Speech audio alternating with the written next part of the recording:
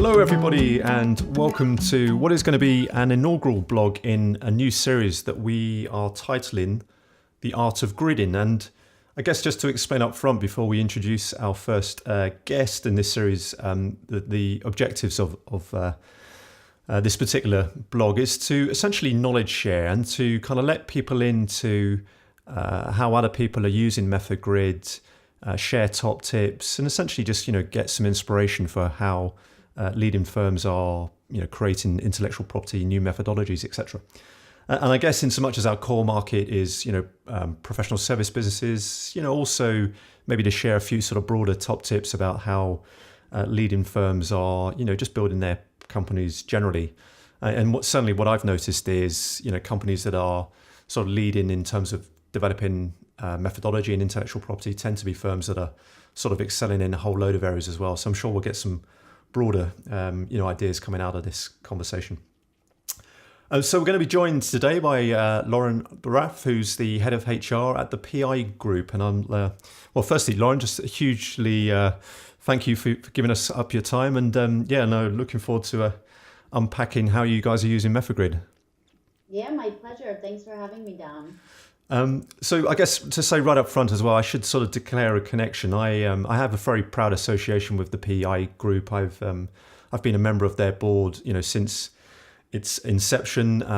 Actually, the managing director Steve Morrissey and myself go back a long way. I just wanted to sort of mention that right up front. So I've sort of seen how you guys have got hold of this platform and really powerfully used it.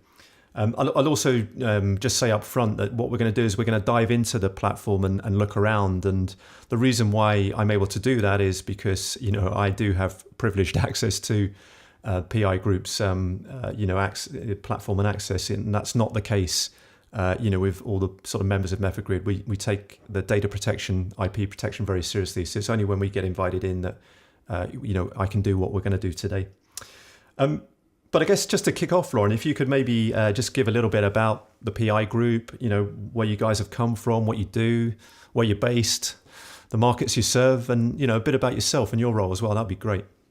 Yeah, absolutely. So as you know, Dom, we're actually turning 5 this year, and really exciting year for us. We started back in 2013 in executive search, and now we've actually grown into a broader talent advisory firm. We've always specialized exclusively in the consumer goods industry, and that's where we all have our backgrounds as well. So in addition to executive search, we're doing high-performing team workshops. We offer career transition services, consulting. We currently have offices both in Connecticut and Midtown Manhattan. And actually, in the next year, we plan to be opening in London as well. Then more specifically with my role, I am, as you mentioned, leading and overseeing people and culture for the PI Group. So I am helping with our internal hiring efforts, as well as onboarding, training of new hires, as well as thinking about professional development for the broader organization. And prior to joining the PI Group, I actually spent my career on the client side of things with Procter & Gamble, and also have some career coaching experience as well from the University of Chicago. No, great. That's sort of really sets the scene. And what I'm going to do is I'm going to flip over now to your Method Grid side. And actually, we'll dive into the members page. And again, I think it'll give people a sort of sense of, where you guys are now in terms of numbers and fast growing. Yeah, I mean, I guess that takes up a lot of your time, just sort of the hiring and induction process. Yeah, completely. So you'll see, here's the team at the moment. Obviously, a lot of very pretty faces. We have 14 fee earners currently, and then over the next year, believe it or not, we actually plan to more than double the size of the business. So a really, really exciting time for the business, and to your point, a really busy time for myself as well. And I think you made the point sort of split currently across 2 offices, Connecticut and New York, potentially even looking at a London site down the line. And actually, the value of the platform when you're trying to collaborate people across different physical locations, I guess, is a feature as well. Oh, yeah, it's fabulous. So let's dive right in. And I guess first question, just what do you primarily use in Method Grid for? Yeah, so that's a great question. I mean, I think honestly, it's been so flexible that we tend to use it for everything. And, you see here on this screen the way that we've been color coding the different projects. And so if you look at it, we're really using it both internally and externally. So internally, we use it for training new employees, thinking about how are we continuing to develop our existing employees, using Method Grid to house tools for internal HR stuff so that managers can easily find information about KPIs and performance expectations, as well as thinking about if they need to quickly grab an org chart, they know exactly where it is. And the way that we have this coded here is, you can see here in the legend that red, everything you see in red is devoted to training material. HR is in orange. We actually have anything relating to our candidates, whether that's in our search business, in our consulting business, in our high performing team workshops, that's all going to be in our navy color. Teal is related to clients.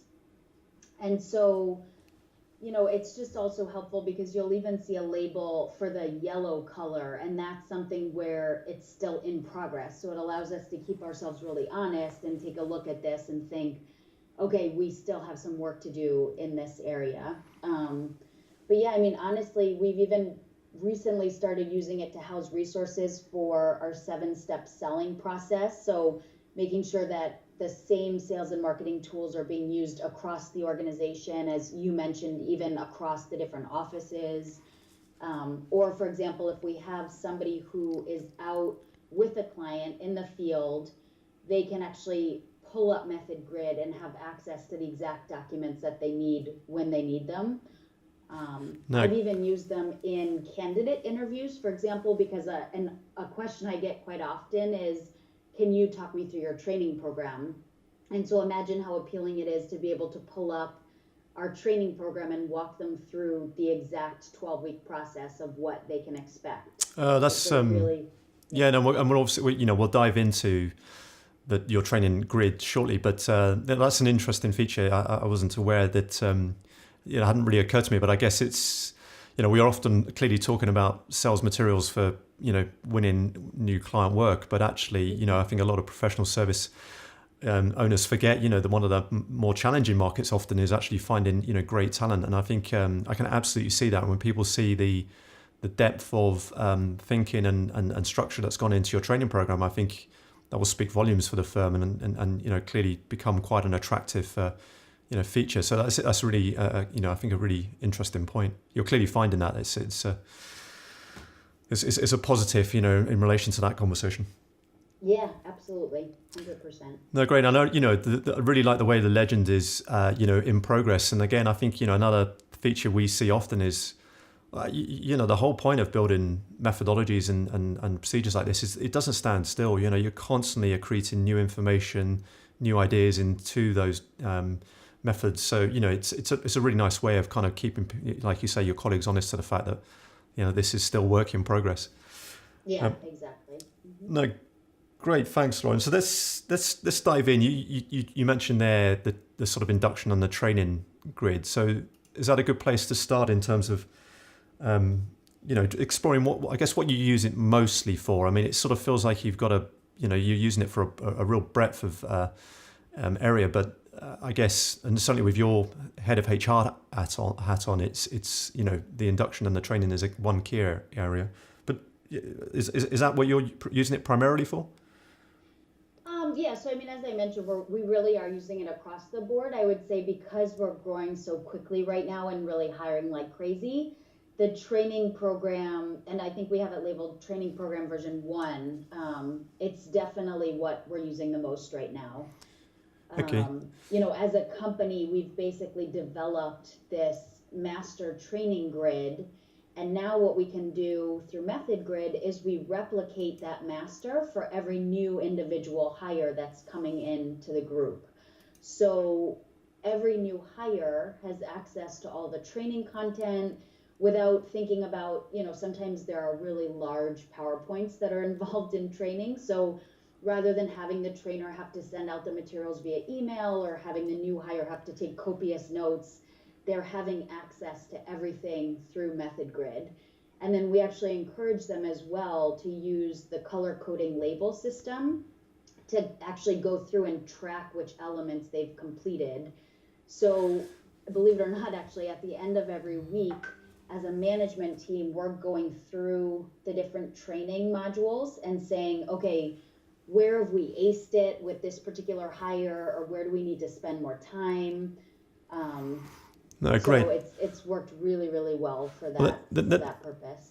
No, and I'd love to. I think the way you've set this up, Lauren, is fantastic. Really interesting. So let's sort of unpack it in sort of slightly slower times, to give other people, some inspiration here. So I should say as well, I'm controlling the screen. So Lauren will guide me, but it's me controlling here. But firstly, maybe I'll just point out, if you could talk to Lauren, is the fact that in this instance, you've used Method Grid to denote, a set of chronological weeks, effectively. So you're saying it's a 3-month induction program. You're using the what we would call them stages, but you're using those as temporal blocks, by week. And you can see that it's a 12-week, 3-month program. If I scroll down though, can you just talk, the viewer through the sort of the themes and the different sort of knowledge domains that you get across in this program? Yeah, absolutely. So the way that we thought about it as we were building it was that we wanted to start, obviously week 1, you need to build a really solid foundation. So the obvious thing was to take somebody through the PI group overview. And we've really built this not only out by weeks, but then also we've stacked it basically on how we think it should be in order of how they go through the programs. So we start with the PI group overview, we take them through the recruitment cycle. Over time, we take them through their industry focus and their sector focus. And obviously the candidate cycle is a huge part of the work that we do.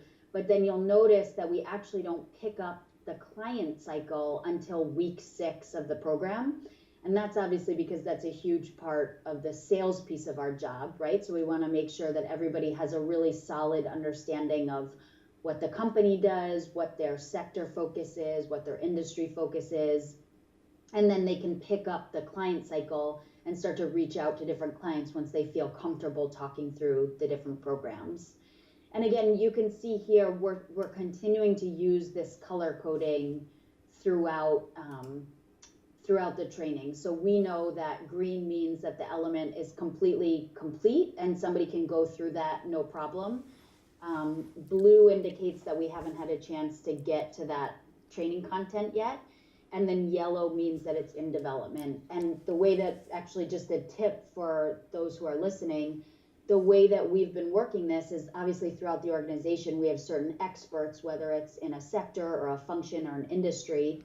And so we will ask them to actually build the element because it's their area of expertise. So rather than me as the person overseeing people and culture trying to scramble and figure out, how do I tell everything about the food and beverage industry, I just asked my colleague who works in that space to build the element for me. No, got it. And I think, again, just to, sort of reinforce that something we've seen often is, once somebody's sort of architected the framework, and put some intellectual energy into that and got it broadly, 80% right, doesn't need to be, perfect because it clearly can easily adapt. But I think once people see that framework, it just unleashes this sort of intellectual energy. And the more that you then share that out across your colleagues, it's incredible how quick these sort of methodologies can get built. And, again, I think it's a really nice way you've used the legend to, keep people honest to the progress of the master grid. And clearly that's going to, continue for some while yet. Well, and Dom, another thing that's helpful for is I always like to take a quick look at the content just to make sure it's really up to par with what we're looking for. And so when the person completes it, they'll, shoot me over a quick message, and then I go through the content, make sure that it kind of meets the requirements that we've agreed on, and then I'll click it over to green. And it's become a little bit of an internal joke with people. If they see that their element hasn't been clicked over to green yet, they're wondering what they need to do to get it over to the green color. But there's a nickname you've got there, Lauren. I won't ask. So actually, if you want to scroll up to the core values element, which is underneath week 1 in the PI group overview. No, sure. I'm just going to go right down to the bottom first, just so people get a sense of just the depth of, how much content you guys have built here. So, I mean, a really rich resource already, yeah? Oh, Okay. yeah, absolutely. And sorry, I've actually been told by quite a few new hires that this has been the most detailed and comprehensive training program that they've ever gone through. Fantastic. So sorry, core values. I'll open this one up here. Yep.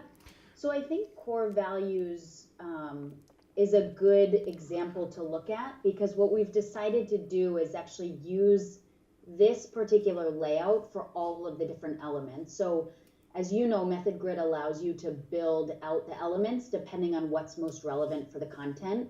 But this is, in order to keep it uniform, this is how we decided to build out each and every one.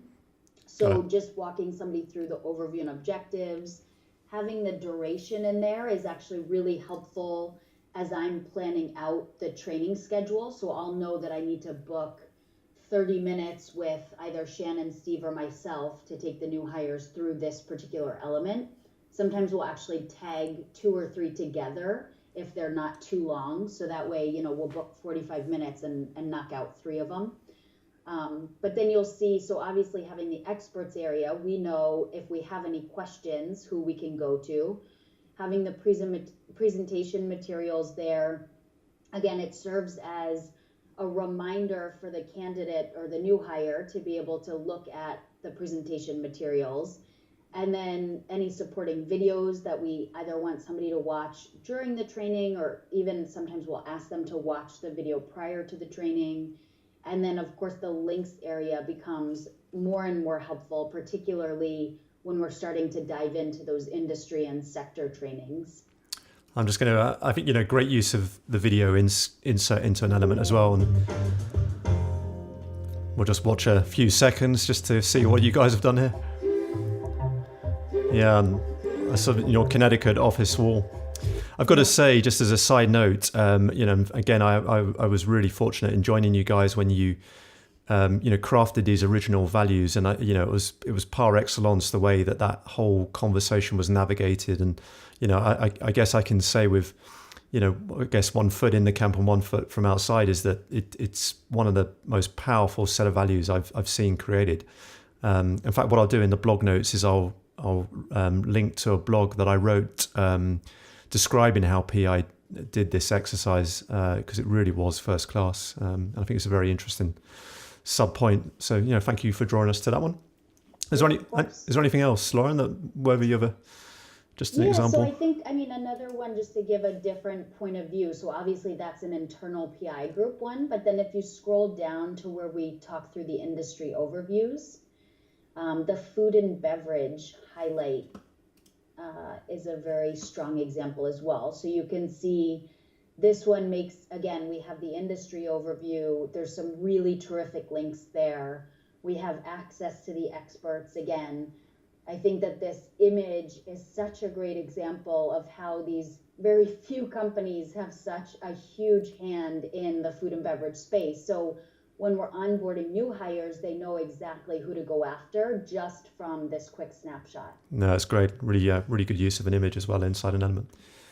Fantastic. No, I really appreciate that. And I think just, this one bit alone and how you're using your master grid, or maybe you wanted to talk specifically about how you then are cloning them for individual new joiners and tracking them through their sort of journey. Yeah, exactly. So if you jump out back to the main page with all the grids and you scroll down and look for Lauren McConnell, she does a very good job of keeping hers up to date. So if you take a quick look at the labeling system, the way that we've set this up is green means that she's gone through the training and feels very confident with the material. If something is labeled in red, it means that she's completed it, but she really is not comfortable with the material and definitely wants to repeat it with us. Sometimes, how the way businesses work, you might get pulled away mid-training. So that's why we have the teal as in progress. The dark blue, or, really even the blue that already comes standard in Method Grid, we kind of just leave as our haven't started it yet.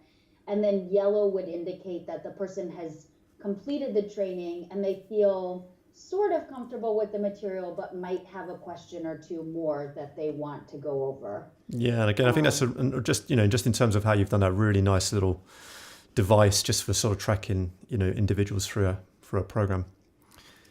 And actually, one thing that I think is important to kind of call attention to, or a top tip, if you will, is something that we have found to be really, really helpful is the ability to replicate an element within a grid.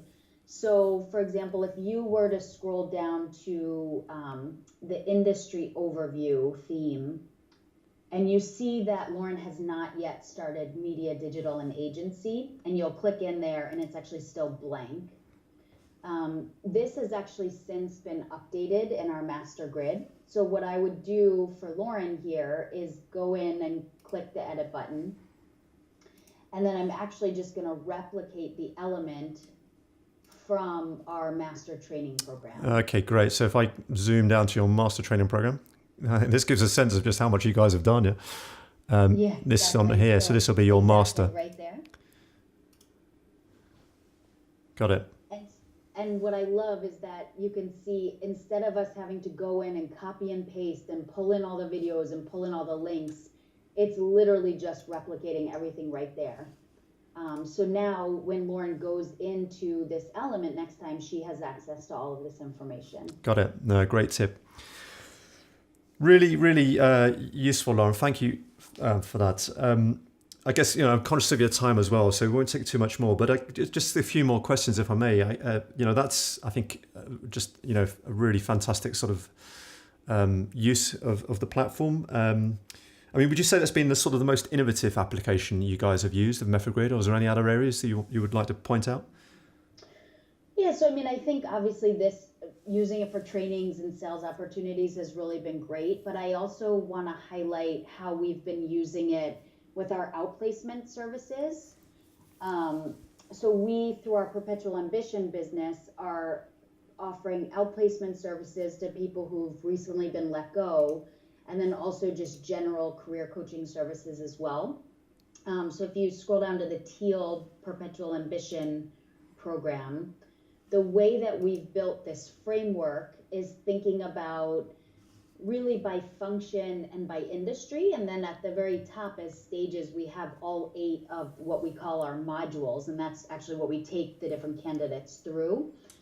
So the purpose of the way that we've built this is when our coaches are working with executives, whether they're in finance or sales or supply chain or really any corporate function, they know exactly in the program where the client is. So again, this is just the framework here. I had to leave out names for confidentiality reasons, but really we can see what progress the client has made with versions of their resumes or videos of mock interviews. We do role plays with people as well.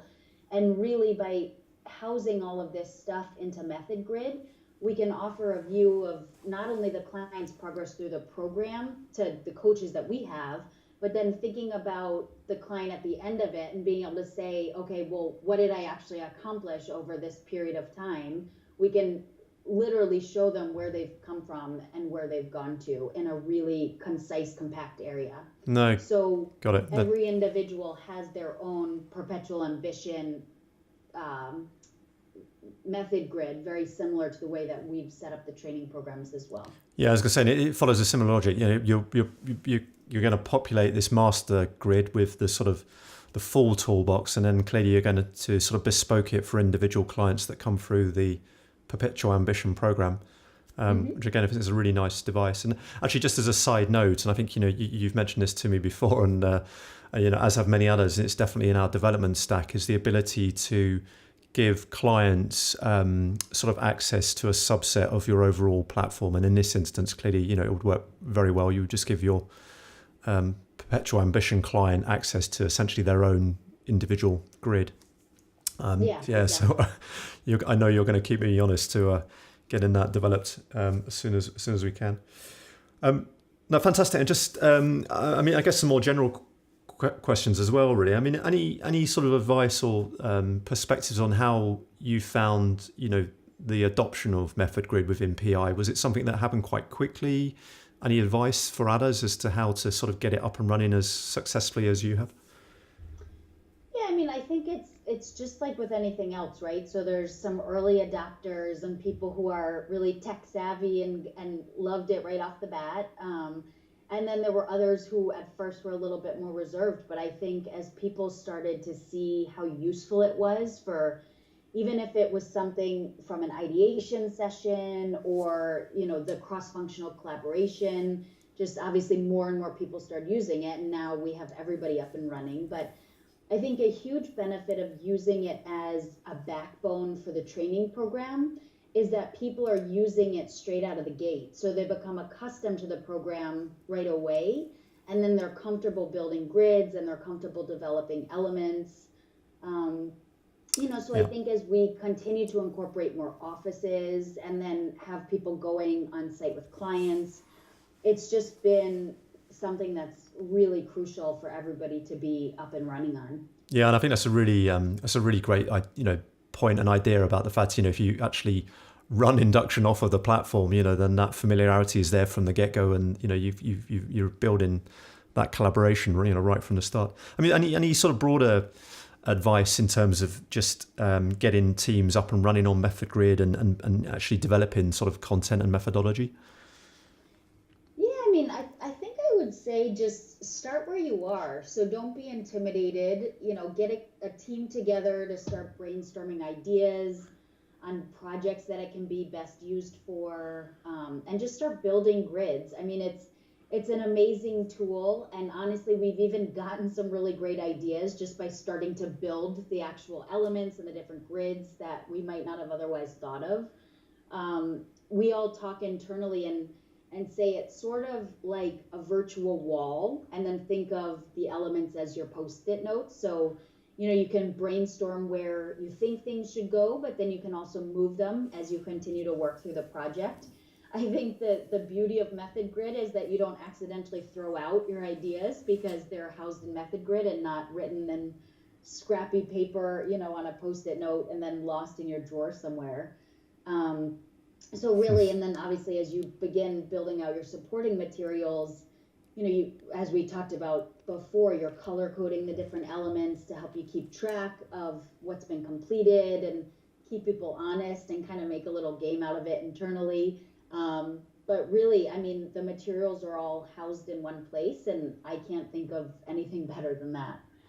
No, fantastic. Thanks, Lauren. And, again, it's something we've seen, and as an observation that I think you're talking to there is, there can be for some first time users almost a degree of nervousness that they're going to break something, or, they don't want to go down a track which they feel, is a cul-de-sac and they can't get out of. And, we sort of sometimes have to say, look, don't worry, just get stuck in, start building, and you'll realize how, changeable everything is. You can, reverse yourself back out. You just, like you say, just get going, really. Is probably the key advice there, and then finally, and just because I know we have an active conversation about new features you would like to see. What are the kind of key next sort of developments you would like the Method Grid team to work on? Yeah, so obviously we're super happy with the platform, but I think I've heard internally people would love to have an autosave feature. So as you know, right now you have to click on the check mark each time you want to make a save. I think also down the road it could be nice to have a feature. So I showed you some of that, the grid duplication and cloning before. I think to be able to have some sort of feature, and again, I imagine that this would be very kind of complicated on the back end, but I think, in an ideal world, if you were to update a master grid, so let's say that I go into my training program and I make a small change to a PowerPoint in one of the elements, that's not currently being carried through into the cloned grids. So I do think that something like that could be helpful. So, Got it. If you update a date in a PowerPoint, or they know that, if you're able to track that I've uploaded a new PowerPoint named this, and then they find it in different elements through the system, I think having that feature would be incredibly helpful. No, got it. And I mean, just to sort of talk quickly to those. So the autosave bit, yes. I mean, I think what you've pointed out is, grid building autosaves, but actually in the element builder, that you have to sort of deliberately click the save out, and that's a really valid point. And we're looking at whether we can sort of make the element building more of an autosave as well. And your second point around the sort of essentially the sort of parent-child relationship between grids, such that the child entities get automatically updated, I think is another really really interesting idea. And I think we need to think quite carefully about the sort of logic rules that sort of are involved in that. There can be if people don't understand what they're doing, potentially they can overwrite sort of data in the child elements. But I think if that's all properly designed, that could be a really powerful feature. So thank you for that, Lauren. I know there's a number of other great ideas you've got in now. You've contributed to our stack as well. Actually, and your colleague Pierre actually mentioned another great one recently, which is just a search function. So again, I know a number of other people have mentioned that, and that's something else we're looking to introduce quite quickly. Would actually that's a great ad from Pierre. Absolutely. Yeah. So all in our pipeline for future dev. But Lauren, I'm really conscious of your time and don't want to sort of invade it much further, but just to say huge thanks. I think certainly for people that have just come onto the platform, just seeing where you guys have got to, really quickly. I mean, I guess it's worth pointing out this has all happened in a space of really a few months, I guess. But I think hugely inspirational for others to sort of get some of these ideas. So thank you so much for your time. Really appreciate it. And just leaves me to say, wish you and all the gang, look forward to catching up with you in the new year. A fantastic forward year. Yeah, thanks so much, Dom. Again, really my pleasure to chat through the platform. It's been a huge help for us. And I mean, it's not only helped us close some really important deals, but also been a huge help on the candidate front as well as we continue to expand our business. Great. Stay well, Lauren. We'll speak soon. All right, take care, Dom. Bye-bye. Cheers. Bye.